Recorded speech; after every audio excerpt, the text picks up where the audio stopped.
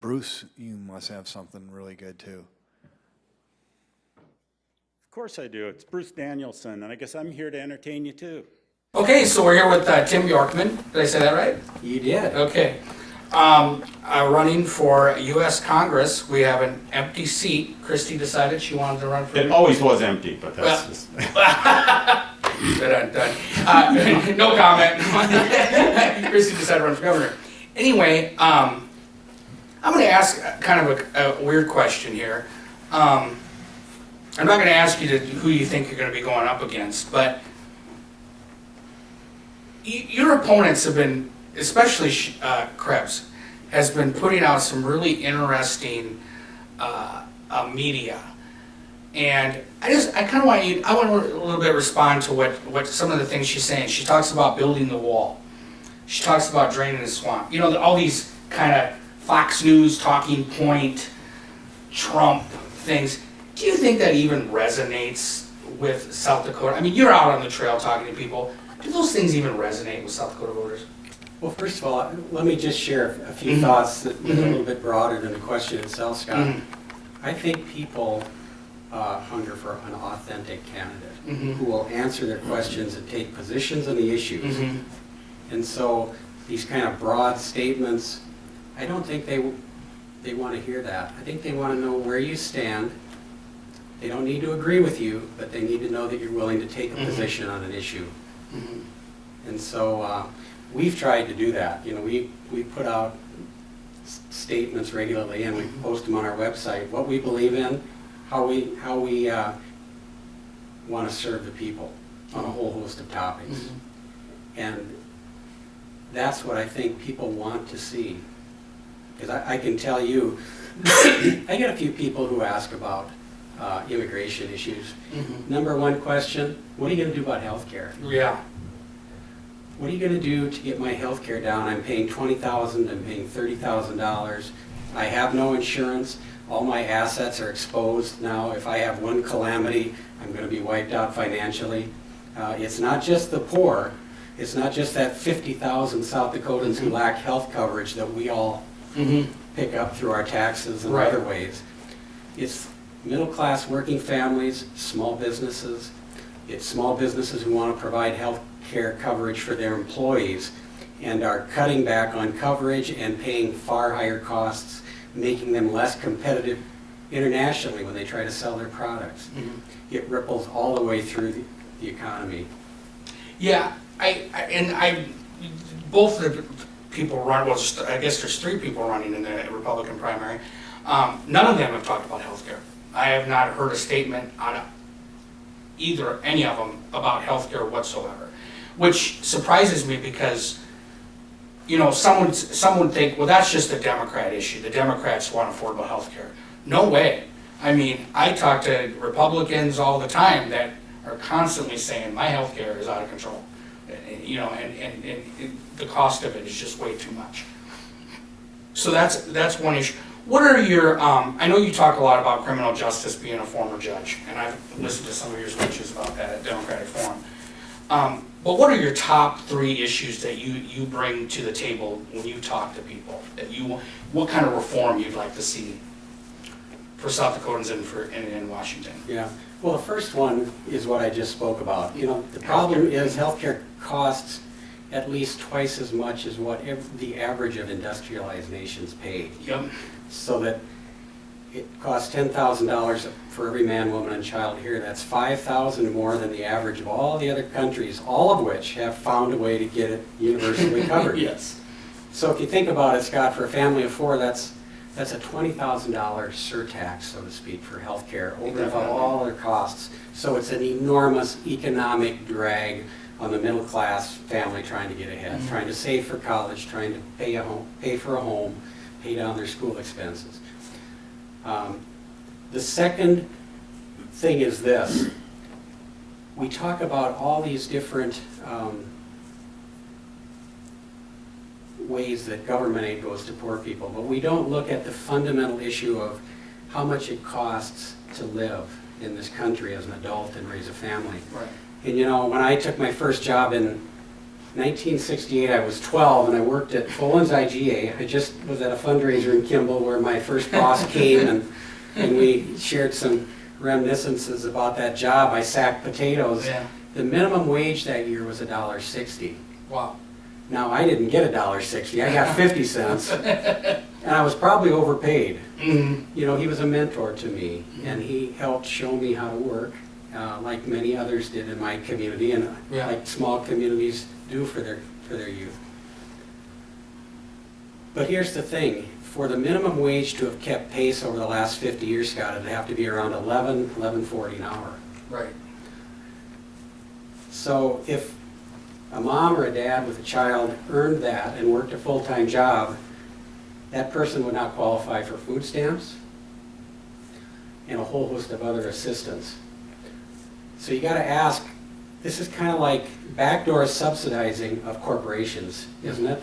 When a person who's doing what's expected by taking a full-time job and working it has to rely on government to feed a family or provide shelter for them, something's out of kilter. Mhm. And so I think we need to address that fundamental issue and what amounts to a subsidy for a lot of corporations in a very subtle way, because we're paying their people so that the Walmarts of the world can make more profits. Yeah, I think I read a few years ago that the federal government subsidized each Walmart $1 million a year in federal subsidies to their employees.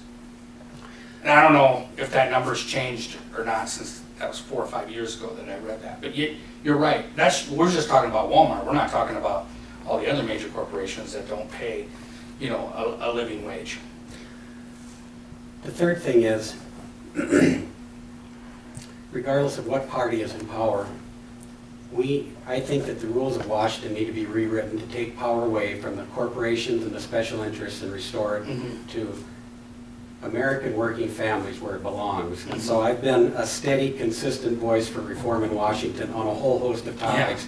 I was the one who brought out the congressional dues system and publicized it in the state through the Argus Leader and other newspapers that published this op-ed. This odious practice where the leadership of both the Republican and Democratic parties in the House are actually assigning prices to the value of committees that their members serve on and expecting them to pay those in what they call dues. And they tell them right out in the Republican orientation session, first week you're there, don't pick a committee if you can't afford it. That's offensive to me, Scott. Yeah. We should be assigning committees based upon skills and aptitude and interest, not how lucrative they are for fundraising. Another thing I think we need to fundamentally shine light on and call our congressmen and women out on is the practice that goes on, again, in both parties, of spending time during that Tuesday through Thursday afternoon when they do happen to be in session, running back and forth between votes to the Democratic and Republican National Congressional Committee offices to dial for dollars. At the very least, during that limited time Congress is in session, they should be working full-time on our problems. Right. I find it somewhat coincidental that during this same period, they've been unable to pass the 12 appropriations bills on time in almost all of those years. Right. And that's led to constant uncertainty. We were out at Arrow's data center the other day, and we heard that uncertainty in their budget planning. You know, there's 6-month budget types of plans laid out for them, and they can't do the kind of thoughtful long-term planning that they and every other agency in government needs to do in order to make it work well. Third thing about that is, I've become a proponent, I didn't become one recently, I've been one most of my life, of term limits. I did that when I was a small town lawyer setting up associations. We've put in term limits automatically. Our church board had term limits, 2 3-year terms, and you sit out. In my time on the parole board, I served 1 term, and then I stepped aside and let somebody else do it, because I think it's kind of there's an arrogance built into the system that only a few of us can do this work. And it shuts off a lot of good people, A lot of good ideas. opportunities to serve, and a lot of younger people. We got people sitting there in Washington on both parties who've been there 30, 40, 50 years. Mhm. That's too long. It hasn't panned out that they get better with age there, from my observation. And if you do have this wonderful congressman who's just purely a public servant, Scott, I don't think it's the worst thing to let that person sit on the bench, as it were, for a year and watch from the sidelines and regain a perspective. You know, the basic problem is this. Congress has had about a 15% public approval rating for a decade or more. But it has a 90% plus reelection rate. So that tells me that we got a lot of people there whose work we're not happy with, we're having a hard time letting go. So I'm a proponent of term limits, and I've signed the same term limit pledge. It's the only pledge I'll sign, but that the president recommends it. I think that's one of the things we need to do to shake loose Washington from the special interests. So just think of this. A two-term senator in his second term, or her second term, won't owe special interests anything those last 6 years. Maybe we'll get something done during that part of their term. My question is this then, this is always a controversial thing, so I'm gonna set it up this way. I'm a big proponent of publicly funded elections, all of them, across the board.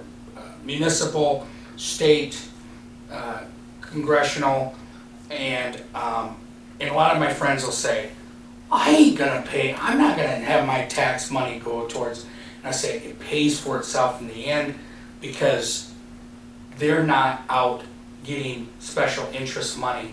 They're getting our money, they're getting, the two people running against each other are getting the equal amount of money, and they, and then you're gonna get rid of the people who run for office for special interest because they're like, I don't wanna run for office if I can't take money.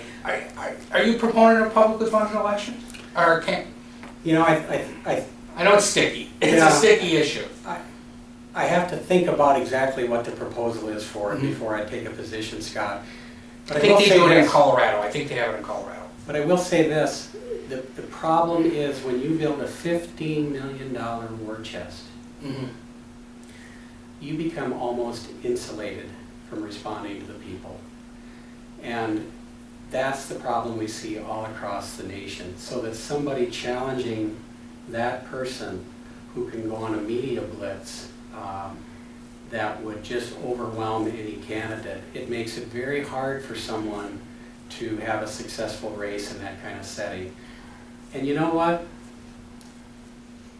I think that we need to look at all of this differently because we're never going to get the big money out of politics probably. No matter what we do, people will want and find a way to get their money through to candidates, and the wealthy will get their money through in big dollar amounts. I think we need to look at this differently because I believe that when the people are united, pay attention and are united, that we're more powerful together than all of the special interests. The way we have to turn this government around is to unite and see that this is an epic battle between the special interests that control Washington and we the people. And it's really only until we do that and say that the special interests are not going to control us that we'll solve this. And so the next thing I've done, just to finish your earlier question about what are your positions on these issues, I made a commitment that you can't fight special interests and take their money. Right. So I made a decision early on, I'm not taking anybody's PAC money, not a dime of it. And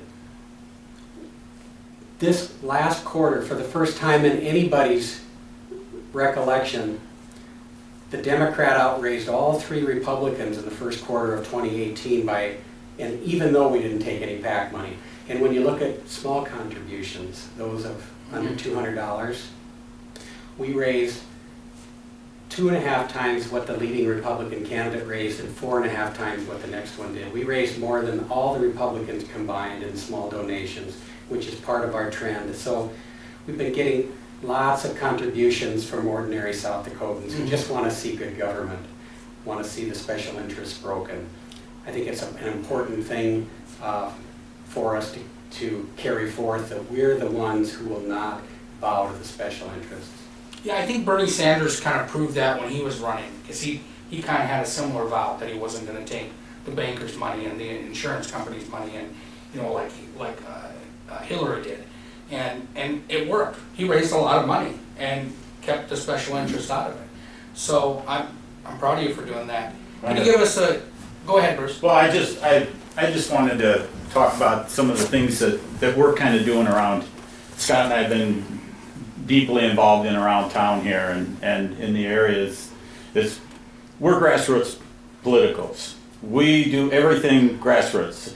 If we don't have any money, well, okay, we'll figure out a way to do it. And right now we're sitting looking pretty good at having reformed. We're putting a lot of people on the city council right now, and we're real proud of that. We advocate open government. We have our sfmeetings.org website that is total and open, transparent government as far as the public having the ability to go in and research things.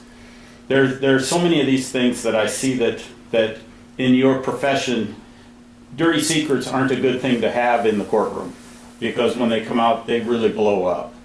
And you've probably seen more than one case that has totally disintegrated for somebody because that secret thing finally got exposed. What can we do as bringing you into the Congress that you think you can do either as a minority party member or even a majority party member from a small state like South Dakota to try and get things opened up out in Washington? Yeah, well, first of all, I'm going to take a little detour and then get back to this. The one thing that our congressperson can do as one of 435 is to be a clearinghouse for economic development for the 311 communities in this state, the vast majority of which are too small to know what all grants are available to them, what all monies are available for Main Street renovation, and so on. And so every member of my staff is going to be cross-trained in economic development for the people of these communities and the business districts. And that's not my idea originally. Bernie Hunoff gave it to me, and he got it from Tom Osborne, who used it in Nebraska. But I think that's one key thing that we can do, work hand in hand with economic development at the state level to make sure that we are participating in promoting who we are in South Dakota. I'm a lifetime rural, small-town South Dakota kid. I believe in these communities. I think they remain good places to raise their families. We want to fight for the ones that are going to be able to survive and help them to do it, and to keep raising good kids, but more than that, to have opportunities for those kids to come back home to, because the face of the economy is going to be changing dramatically over the next 10 and 15 years with e-commerce, with broadband and telecommuting, so that more and more often your workplace can be disjointed from where you're living. And we want these people to come back, and we want to promote small agriculture that will allow people to do some micro farming and maybe help contribute to the produce in the community. Now, with regard to transparency, it's an ongoing battle, because first of all, we know that every government, we see it at the state level, benefits from sunshine. Open up the windows, clean out the hog barn. I've cleaned out plenty of hog and cattle barns and chicken coops, and it's like the longer you're around it, the harder it is to notice how bad it smells. And so everybody coming in from the outside can offer some contributions. But I can tell you this, that from my time on the bench and my time just as a citizen, I'll always be an advocate for opening up as much information as can be. I like to keep everything out there except that which is specifically excluded for a valid reason of national security or some other legitimate purpose, rather than the idea that you got to kind of establish a reason why you can have it as a citizen. I think it shouldn't be that way. As an author too, I've had some experience with Freedom of Information Act, Bruce, and I know how sometimes we can have limitations there that aren't always reasonable. So I look at it from that general perspective, that I'll be an advocate for requiring exceptions rather than making the citizen have to prove why you're entitled to it. When back in the 70s, I actually had a literal front row seat in Judge Sirica's courtroom, and for the Watergate trials that were going on at the time. I was involved with some of the hearings that were going on out there, and I kept trying to understand why so many things have to be secret when they have nothing to do with national security, personnel, etc. And it's been a passion of mine back from the Dick Knipe years when I was working out in Pier, and the first sunshine laws were passed. And so I have encouraged Scott and everybody else to keep doing what they're doing, and that's why I ask these kinds of questions, because why we do what we do is because we're tired of being excluded from things we shouldn't be excluded from. And open government saves taxpayers money. I was reading a report, 4 years ago, they figured out that the federal government keeping secrets from us, CIA, FBI records, certain things that they could give to us but don't, cost the taxpayer $17 million that year. So, and I recently told the city council about open government in South Dakota. I said, I have never heard of a community or a municipal government in South Dakota get in trouble because they gave out too much information to their citizens. It's always sunshine, like you said. It's always the best thing to do. You have anything else you'd like to share with us? Excuse me. Well, since we got into this race, few people gave us much of a shot. More people than not asked, just what were you thinking of leaving the bench to do this? And I can tell you, it's very simple. We believe, and when I say we, I mean my wife and I, believe that if we don't start sending people to Washington who are going to work across the aisles for some common sense solutions to our problems and stand up for regular, ordinary working Americans who do most of the work in this country and fight most of the wars, that the America we leave behind for our children and our grandchildren is going to be much different from the one we know. And that kind of change isn't going to come from sending more career politicians to Washington. Change is going to have to come from the outside, from people who aren't going to be indebted to the special interests who buy our congressmen and women so readily, and indebted to the party leaders who control them through the due system, which I'm not participating in. I've already pledged to the people that I won't. We need to have people who don't need a career in Washington, Scott, I believe. And I don't need a career there.